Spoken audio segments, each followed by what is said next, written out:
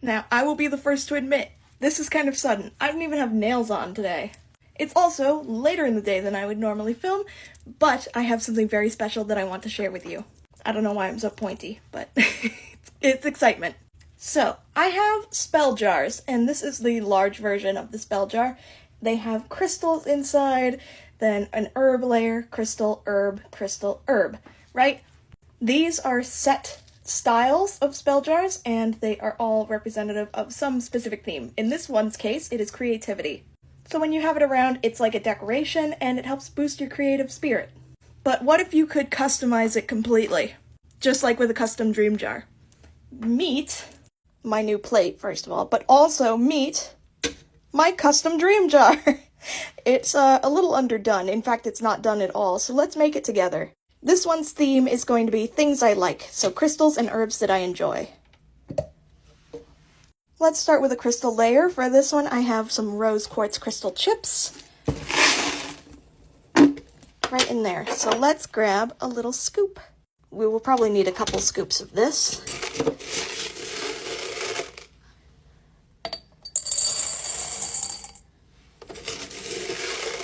So I'll do 2 scoops. Oops, I spilled a couple. Get in there.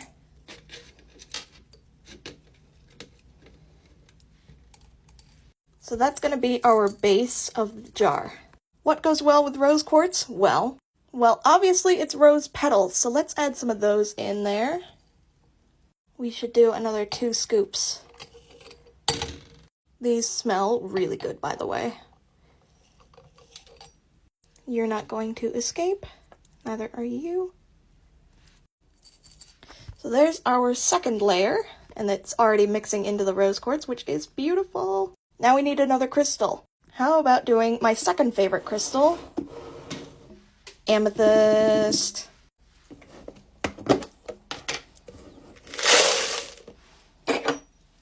Ta-da!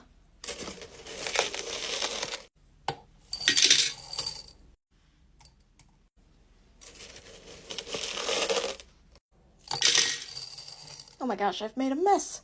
We'll just pour those in there. So there's our next layer. Another herb. What goes best with amethyst? In my opinion, it's lavender because they're both purple. And that's the only reason. So let's grab a scoop of that. Or 2.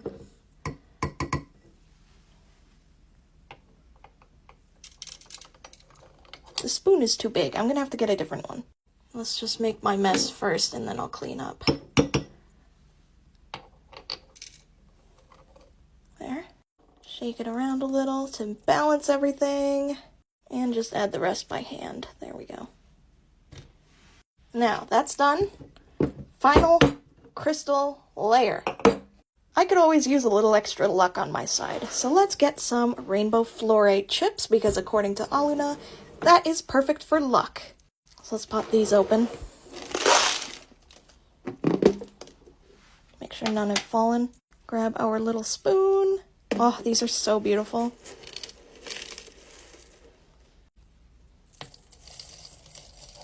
I think we can only fit 1 layer in there. Maybe 1.5. Take half a layer. Perfect. We have barely enough room for our last ingredient, so I'll have to re-establish how I measure that. With a different spoon, though, it'll be a lot easier. I love dandelion because it represents wishes coming true and dreams and thinking about your future, what you want of the world. So let's get some dandelion leaves and put them in there. All of these herbs smell amazing, by the way. So I'll grab a little bit there and just kind of top it off. So, there's that. Kind of scooch those in there. Give it a little pat. Pat that down. Have some go off to the side. And let's lid that. There is my spell jar. And each layer is nice and tightly compacted in there so that there's no room left to wiggle around. Let's seal up the jar by taking the only part of the lid and gluing it shut. So for this, I'm just going to go around on the cork here. I'm running out of glue in this bottle, but I have more. Little bits at a time, if it would cooperate. And there, just kind of do a little swirly swirl around all of the side. Gently place that in and let it squish through the top a bit. Make sure that's really shut in there. And just like that, we have a dream jar, or dream jar. That's how, in the zone I am. We have a custom spell jar. Isn't it amazing? But what if we did some more? Now, I personally don't like the wax. I tried it with the other jars, the original spell jars, hated it, by the way. So we're going to do something a little different. In the spirit of the spell jar, we are going to do some cloth. I have this beautiful butterfly cloth from my grandmother, whose house I am currently in with this shop. So shout out Grandma, thank you for everything, and let's get to work. So I'll need just a little square off of this side. Looks like I'll get a purple butterfly on there a little bit. Sewing scissors, and let's see, I'll probably want it to about the wing and to about the top of the head. There, that's about a square, right? It's a little lopsided on that side, but that's okay. Plus, I think it fits just wonderfully on this jar. Maybe I'll cut them a little bigger in the future, but for now that's what we need. So, more glue. Let's get this going. So there's some glue that will all dry clear. Let's gently place on that cloth about as centered as I can get it, which is like there, right? All right, a little off, so a little bit more like that. Perfect. Now, I can tie this down with some yarn if I want to, or just kind of glue down the sides and have it be kind of like that, glued down. Maybe I'll glue down the sides first, then add our yarn, because I want to do charms on here as well. So there, and again, the glue dries clear, so we don't have to worry about a little bit showing here and there. But this will be kind of like my guideline as I tie the yarn around. And if you want twine, just let me know. I have plenty of twine as well. I get so much from buying these jars. Holy cow, I'm overflowing with twine in the background. It's all twine. However, I prefer some more colors, brightness, so let's make room for the yarn bin and grab some pink and purple, and I think we'll just do those. So yeah, I definitely needed a larger square for the cloth, but there is the yarn. I've got 2 layers going, except for where it's glued down. Now, a charm, and this is about things I like, so of course the charm is obvious, at least to me. Panda bears. And let's pick one that's like sitting in the bamboo. No, the family. That's adorable. Oh my god! And then for the other one, I'm gonna do a ladybug, because I also love ladybugs. Let's pick out, let's do like a little one. There we go.